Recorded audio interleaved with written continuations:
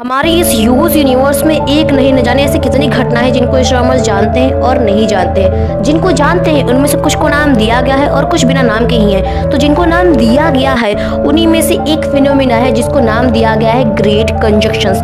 Great conjunction आज के ज़माने में बहुत ही पॉपुलर हो चुका है क्योंकि ये आने वाले दिनों में 21 दिसंबर को होने वाली सबसे पॉपुलर घटना होने वाली है, जो एक दो नहीं पूरे 400 साल के बाद होने वाली है।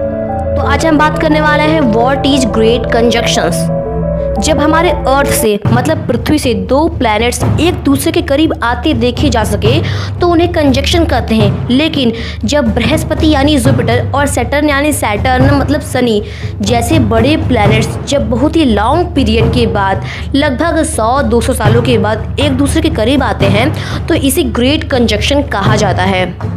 हमारे सोलर सिस्टम का 5th प्लैनेट है जुपिटर मतलब बृहस्पति और 6th प्लैनेट है शनि मतलब सैटर्न।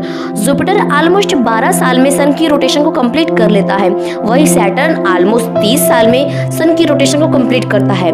हर बार 19 सालों में ये दोनों प्लैनेट्स करीब आते हैं जिसे आसमान में हम बड़े आसानी से देख सकते हैं। तो बस इसी पोजीशन को हम ग्रेट कंजक्शन कहते हैं जब वो दोनों प्लैनेट्स बहुत ही क्लोज होते हैं एक दूसरे को।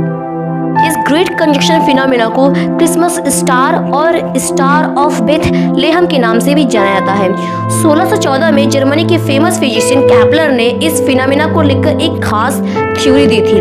उनके अनुसार इस खास कंजक्शन को ही लोगों ने वह चमकता तारा कहा था जिसे देखकर जीसस के पैदा होने की बात थी। सच चाहे जो भी हो लेकिन अपने आप में बहुत ही रेयर फिनोमेना है। भले ही आम लोगों के लिए यह बस एक स्पेस फिनोमेना हो लेकिन एस्ट्रोनॉमर्स के लिए ऐसी घटनाएं बहुत ही मायने रखती हैं। प्लैनेट्स के बीच बनने वाले इस खास कॉम्बिनेशन के टाइम में कई तरह के खास एस्ट्रोनॉमिकल फिनोमेना होती हैं, लाइक ग्रहों के एक दूसरे पर छाया पड़ना, उनका खास स्पेक्ट्रम दिखाई देना। इसके बेस पर यूनिवर्स के बारे में ज़्यादा से ज़्यादा जानकारी मिलने की पॉसिबिलिटी काफ़ी बढ़ जाती है। आप बस इतना समझ लीजिए कि इस ग्रेट कंजक्शन फिनोमेना में दो प्लैनेट्स इतने करीब होते हैं कि वे एक ही नजर आते हैं। इस स्पेशल फिनोमेना को डबल प्लैनेट्स के नाम से भी जाना जाता है। चूंकि ये दोनों प्लैनेट साथ साथ दिखेंगे तो एक बड़े चमकीले तारे की तरह से दिखाई नजर आएंगे। हालांकि इनके जो बीच की डिस्टेंस है वो ऑलमोस्ट 75 करोड़ किलोमीटर के आसपास होगी।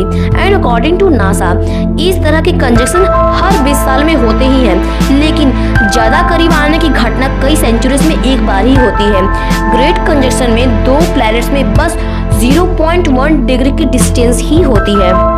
अगर हम सीधे शब्दों में कहें कि अगर किसी दो छोटे प्लैनेट्स अगर आपस में बहुत ही क्लोज आते हैं तो उन्हें कंजक्शन कहते हैं, लेकिन जब जुपिटर और सैटर्न जैसे बड़े बड़े प्लैनेट्स बहुत ही क्लोज आते हैं तो उनको हम ग्रेट कंजक्शन के नाम से जाने जाते हैं। ग्रेट कंजक्शन में सैटर्न और जुपिटर पश्चिम दिशा में दिखाई देते हैं। सनसेट होने के बाद पश्चिम दिशा में ये दोनों प्लैनेट्स की पेयर दिखाई देती है। इनमें ज्यादा चमकीला जुपिटर होता है और कम चमकीला सैटर्न होता है।